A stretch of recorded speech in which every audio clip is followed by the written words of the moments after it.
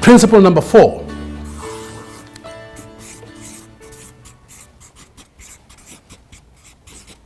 Speaks about positioning. Now, positioning, we can always say it's branding. But sometimes the word branding can really be a little bit cheesy because people say, I'm a brand. I say, what have you done to call yourself a brand? I've got a friend of mine who's a top brand consultant, and he says, people come to me and say, could you brand me? And says, if you bring something that you've done, maybe we can have a beginning. But by the way, so positioning means, where are you found? What is your position in society? What is this one thing that everybody's confident that you're good at? Again, everything comes from this one very powerful word, purpose. So what is your positioning? So I say that positioning is like a train station. A train station is very static. The train moves at a certain time. When you're there, on time, you'll get on the train. And your faith in it, you trust it because it's very static. So what is your positioning? Where do we find you? Now, in South Africa, it's crazy, man. It's like, I don't know if it happens in other countries or happens I don't know. But in South Africa, it's a funny phenomenon where people are multi-business people and they call themselves, I'm a serial entrepreneur. I said, which of your ventures is successful? Show me one, just one. Show me one which really is amazing. We talk about it and say it's very inspirational. No, on Monday, they've got a business card that says they're in stationery. On Tuesday, they're in construction. On Wednesday, they're in events planning. On Thursday, they're in production. On Friday, they are life coaches. So people have got 5, 7, 8 business cards. So therefore, it means you do not have a place of integrity. You do not have a positioning that is respectable, that builds trust so that people can begin to connect with you. So what is your positioning? Where are you found? If you don't have a positioning, it's about time that you begin to really retrospect. Again, it goes back from purpose to passion to performance and then to positioning. And the last principle, which is what too many people are not really, really good at. I also come from that time in my life when I thought things would happen very quickly, but they didn't.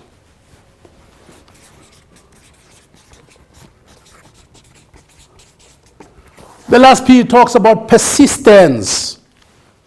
How long are you willing to suffer for your dream? How long are you willing to do the same thing over and over again? No matter how many times you fail, you still believe that it can become successful. And the fascinating thing is we're in a studio now, we're shooting using great cameras, but in front of me there are 2 lights. Now the guy who eventually invented lights failed about 10,000 times. So he knows 9,999 ways in which a light could not go on, and eventually found the one way that got the light to go on. And it could not have happened if he was not persistent. If he was not a persistent person. Now, too many people come to me and says, oh, mentor me and coach me, blah, blah, blah. I said, well, you've got to be willing to work hard, Charlie. It's not going to happen in a year or 6 months or 2 years. Like I'm saying, I've been 18 years in the game, and I'm still a student of the art and the science.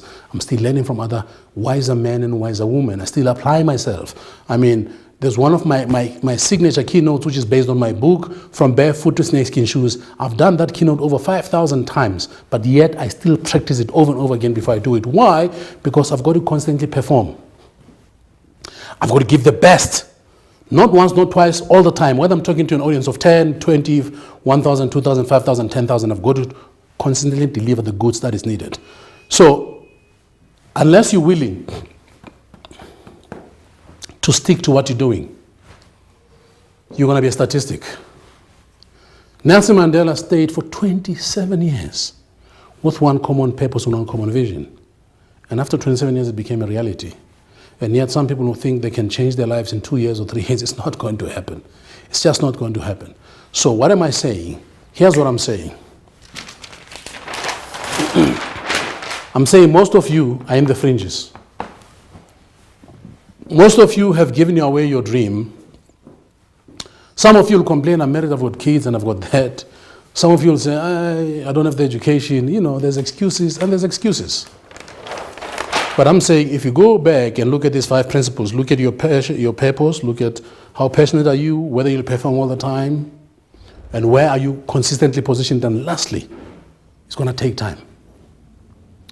And I usually say to people, anything that you have achieved in your life, which there was no pain and toil, is not worth keeping.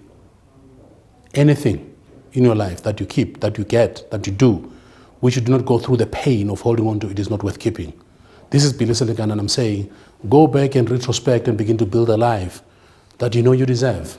Because, by the way, too many people depend on you being the light that will shine upon them. Because once you shine upon other people's lights, their lights will shine up and will begin to build and heal this nation and heal the world. Because the world is in pain, not because of anything, but because too many of us, too many people, have forgotten the reason why they were born. This is Selekane. See you again.